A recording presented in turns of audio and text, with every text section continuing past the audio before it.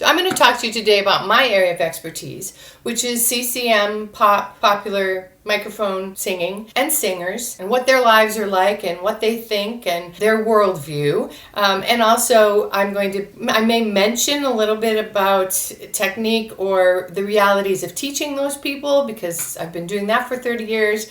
So that's what we're going to do today. Classical music, popular music. What's the diff? In this section, I want to talk about some differences between classical singing and popular singing.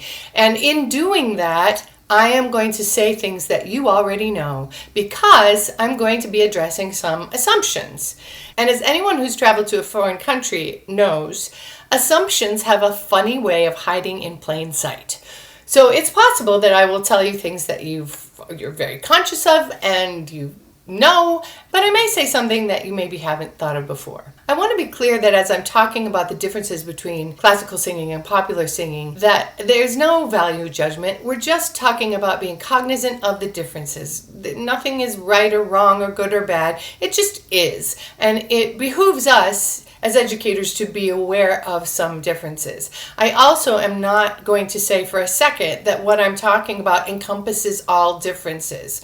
That is not the case. But I am going to address some of the differences that I feel are important and things that I have found are relevant in my own teaching. I'm going to start with the history of these two musics. Classical music has a measurable history. I mean, we can say when this type of singing happened. We can trace it back, unlike popular music, which has an untraceable history. We can trace it back to chimps and bonobos making sound. I mean, it is music of the people. It is pitched speech. And so it doesn't really have a traceable history per se. Also, classical music is performance-based. So whether you're talking about early church music or you're talking about performance music that started happening in Europe in the late 1500s, what we now call classical music, it is performance-based as opposed to pop music, which is based in the story or in narrative, in shared experience. Classical music, or what we now call classical music, which began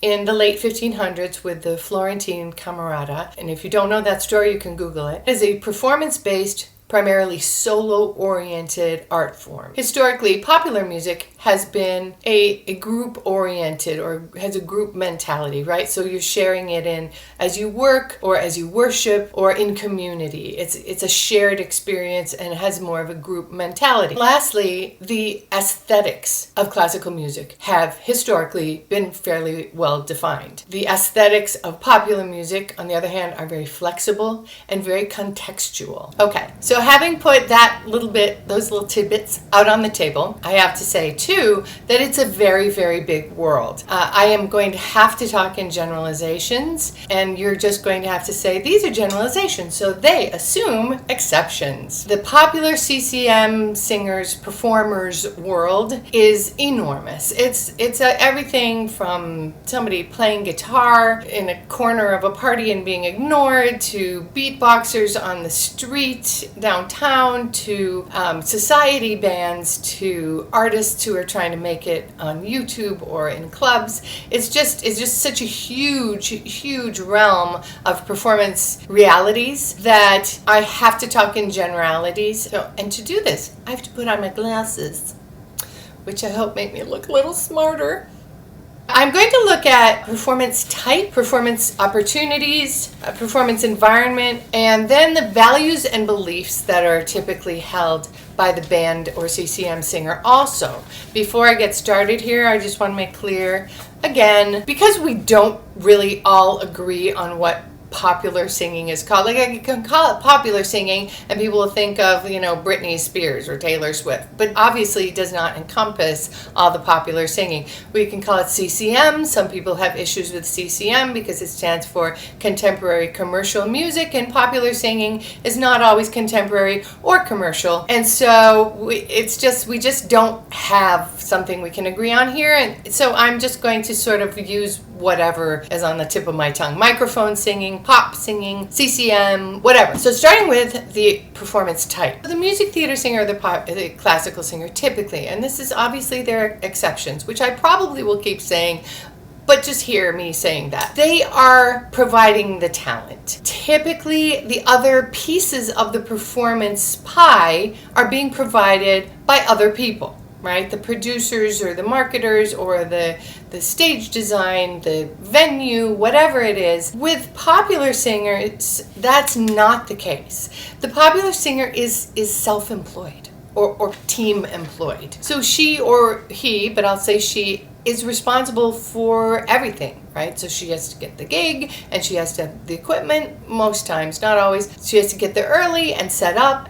She has to interact and interface with the employer. She has a lot of stuff to do. She has to have the mentality of a self-employed person. She or he has to own the production values. Lights, PA system, costumes, whatever. Also ongoing promotion. They have to be their own promoters and business builders. The length of a typical performance can be anywhere from 1 song to 4 hours. The audience that the CCM pop singer is playing for, a venue itself, of the audience, the quality is always very situational. Next is performance opportunities. So on the one hand, most performance opportunities are for CCM or popular music. I mean, the CCM popular singer or band or whoever, musician, either responds to a need or creates a need for music, and they're able to supply that. On the other hand, the CCM pop singer has to employ a broad set of skills in order to get gigs or continue to get gigs. They have to have interpersonal skills. Now I have to read my list. They have to have interpersonal skills, sales skills, marketing skills, social media, including video these days, of course. They have to have management skills. And oh, by the way, they also have to be able to sing and perform. So moving on to the performance environment. With very few exceptions, performance environments for CCM pop singers are not designed with acoustics in mind. When you show up at a gig and you do the mic check, you sort of get what you get. In fact, for those of you who may not know this, there's some club singers, for instance, or a society band, a wedding band, they may have a sound guy, right, who they're trusting to make it so the audience is hearing something good and that they can also hear themselves on stage.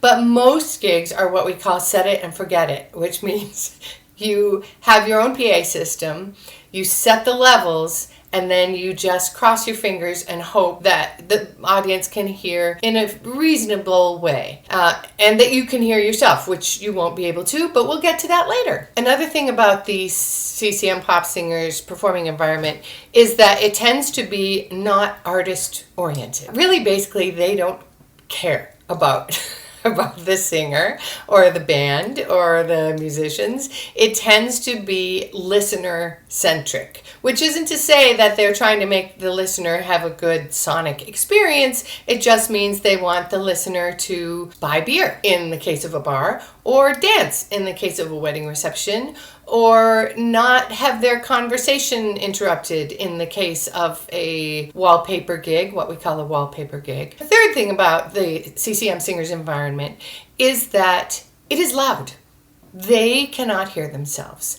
And we're going to get back to that, and I'm going to keep hammering on that. And the reason is because that reality, the fact that they cannot hear themselves, really has to inform your teaching. It has to inform all the help that you give them, all the advice that you give them. Now there are wearable, kind of fancy in-ear monitors, which are terrific. They can save somebody's hearing later in life, and they're really pretty good. They're light. They actually stay in.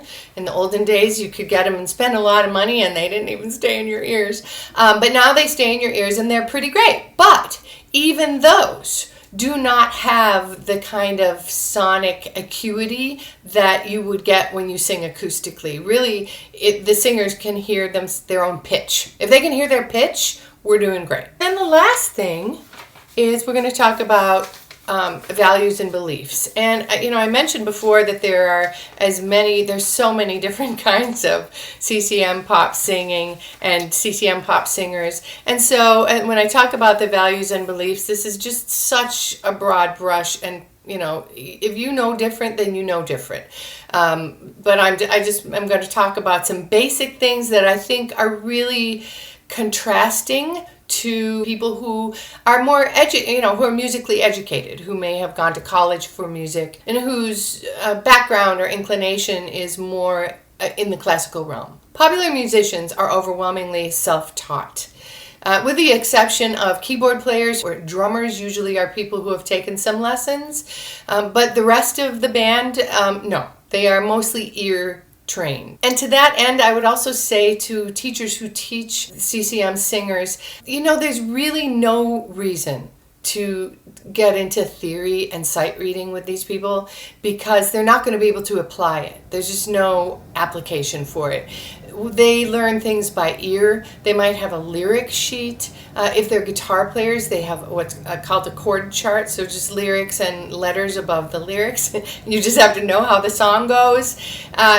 So spending their lesson time teaching them theory or sight reading is really kind of a waste of their lesson time. Even if you think it's important, you have to remember about their world and their life and how they're going to apply it. The myth of the naturally good singer is really pervasive in that world. The singers aren't developed the way they are in classical music. People sort of have this idea that you are just born good or not.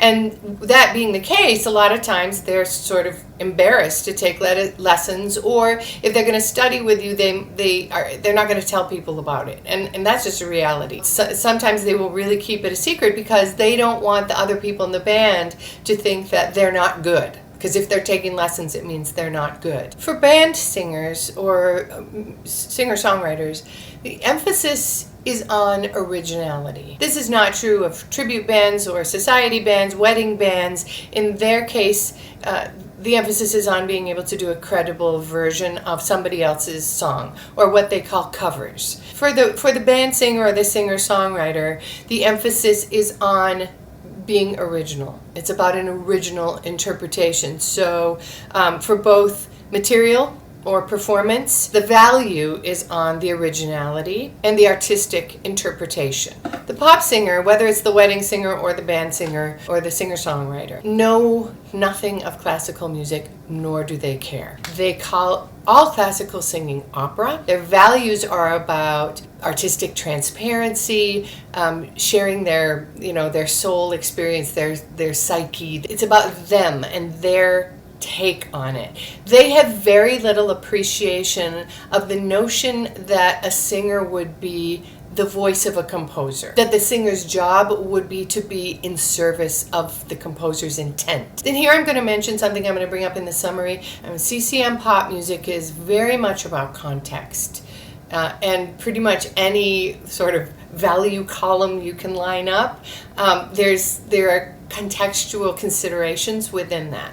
So it's just much more squishy. They tend to be fairly genre-centric, which, to be fair, is true of most people. They like the kind of music that they like, and they tend to be not super open-minded about other kinds of music. But if a singer or is in a band and he's doing a certain kind of music, or she's doing a certain kind of music, she tends to be very well versed in that type of music and very opinionated about that kind of music. And that, by the way, is one of the things that has kept her from seeking lessons, or not. She also might be someone who sings with a society band or wedding band or tribute band, and in that case, she needs to sing a whole lot of different ways. That singer is more likely to come for lessons than the other type. Another cultural reality that affects the values and beliefs is that popular music has historically been overwhelmingly male. It's still mostly male, and so that sort of male tribal value system is very dominant in the field. And where that shows up for the singer that really matters the most is the no whining rule, the no complaining rule. A lot of times singers will do things that are not good for their voices because they don't want to complain. And so they'll just try to tough it out. Oftentimes that's what leads to vocal damage. So the last thing I want to talk about under the heading of values and beliefs is their fears. CCM pop singers hold kind of a complicated two-sided coin. On one hand, they sort of disdain trained musicians. They have this shared value in their community that says everything has to be original and so you shouldn't be trained. On the other hand, that they're cognizant of their lack of training, and so when they get around musicians who are trained, they can feel, inferior or stupid. And so when they go to you, they know that you're trained, and you have to be aware that they may have some sensitivity about their lack of training, and be really aware of not using your fancy college words on them and not talking down to them. Which leads me to their other fear, which is their fear of, I just did not know a better way to say this, but their fear of pollution. I mean, that's kind of how they think about it. This doesn't apply to people who just want to sing. The top 40 wedding band, tribute band singers. It doesn't apply to them, but it does apply to the artist singers who are often really concerned that learning more will change the way they sound. And the way they sound it's their trademark. It's their who they are, and they value it a great deal. And so if they're at a point where their problems are such that they really want to solve them, and they're willing to reach out to a professional such as you to help them solve that problem, or they've actually had vocal damage because they haven't been willing to deal with their problems, and now they're turning to a professional once again to help them solve their problems, that is a real fear for them, that you are going to change or make them change the way they sing. So after all of that, I'm at the summary. Rule of summaries, 3 things. So I've boiled it down to the 3 things that I really want you to take away from this. These 3 things really need to inform everything you do with a CCM pop singer, which, if you're an independent voice teacher, is probably a certain percentage of your studio, because most people want to sing that way. So the first thing is that when they are singing, they cannot hear themselves. If you have been teaching in a way that relies on the singer's ability to hear themselves accurately, you may want to explore something else or get some new tools in your toolbox. Because if your singer is counting on being able to hear himself when he sings, and he's able to do that in your studio, and then he gets up on the band and there's all this noise and he can barely hear himself, if he can hear his pitch, he's doing well. Then everything that you've taught him goes out the window. He can't rely on that. The second thing, number 2, is that the singers come to you because they have one or more perceived problems. When you are dealing with this kind of a singer, you need to think more like a freelancer and less like a voice teacher. So your college voice teacher was in the luxurious position of getting to train your voice or develop you as a singer. That is not what you're doing with these people. With these people, you are solving a problem like any freelancer. So you need to be able to discern what their problem is, which means you sort of have to learn to speak their language a little bit. Learn what their problem is and then address the problem or problems. And then the third thing to remember is that with CCM popular singing, context is everything. Anything that you are assuming, you should question. In order to help your CCM pop singer, you need to know about that person, how they're expressing their singing in the world, what kind of music they like. Are they just doing YouTube videos? Are they singing for crowds of thousands? What is it that they are doing with their voice? And what kind of music are they singing? And what are the values of that kind of music? Some music is just about it's about groove, or there's a difference between groove music and riff music. There's lyrically oriented music and there is melodically oriented music. There are all kinds of different values that are have different worth in different types of genres. And so you have to know that, and then you have to know about your individual, like what is important to them and how are they bringing their music into the world. So I hope this has been helpful and giving you some stuff to chew on. And now you can click the button to go to the next lesson.